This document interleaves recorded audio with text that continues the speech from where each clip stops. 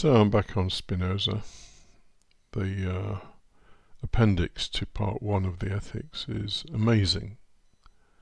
Spinoza's amazing appendix. But what I'm going to do is I'm going to treat it in parts because there's so much in there. It's several pages long, but it's very dense. So I'm actually going to start near the end of that appendix and talk about how, according to Spinoza anyway, nature creates anything from monsters to angels.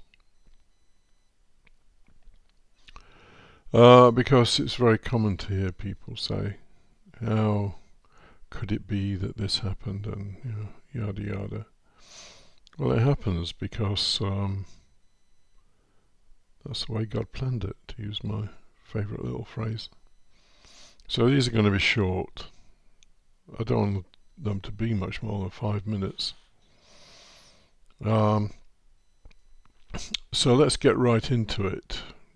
How does nature, or God in Spinoza's language, create everything from monsters to angels? As to those who ask why God did not create men in such a way that they should be governed solely by reason, I make out this reply, that he lacked not material for creating all things from the highest to the lowest degree of perfection. In other words, let me read that, substituting some words. As to those who ask why nature did not create men in such a way that they should be governed solely by reason, I make out this reply, that nature lacked not material for creating all things from the highest to the lowest degree of perfection.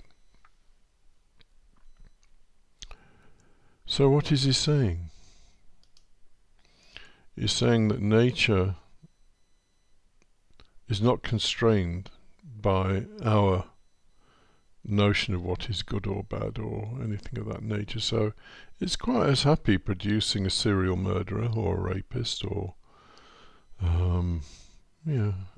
anyone like that, a dictator or a saint or whatever. It produces all these things because, let me go back to the thing,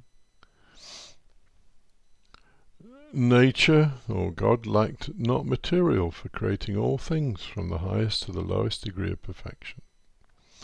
So, and this is the thing about Spinoza, he says the most offensive things in the most inoffensive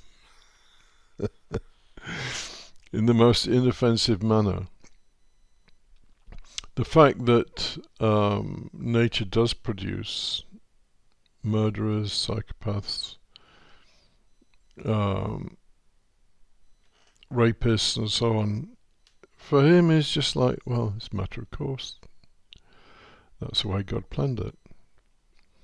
Now, there is a broader appreciation here, which is that when we look at the world, it's pointless judging it, because God didn't like material, or nature didn't like material, to produce everything from monsters to angels. And so because it doesn't like the material, it creates them. Why not?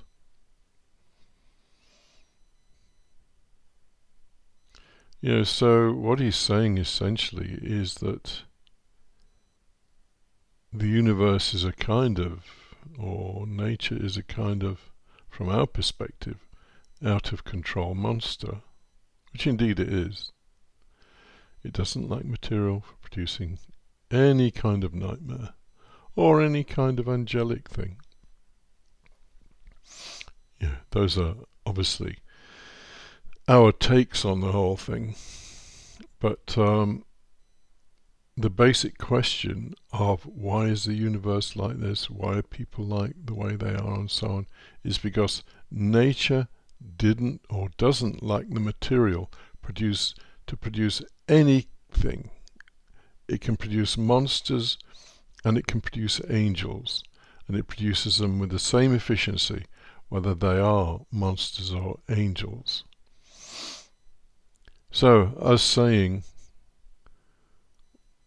why all these terrible things in the world is pointless. Nature will always produce an endless number of terrible things in the world. And as Spinoza says, and unfortunately he's entirely correct, our reason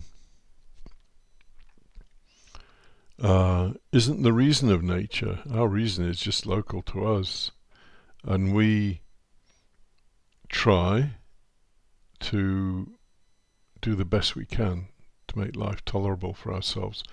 But the reason of nature, the laws of nature, have no regard for man. I do like Spinoza's kind of psychopathic take on it, but it's demonstrably true. Anyway, I'll finish this in a moment. I make out this reply: nature lacked not material for creating all things from the highest to the lowest degree of perfection, from angels to monsters. And that is just the way God planned it.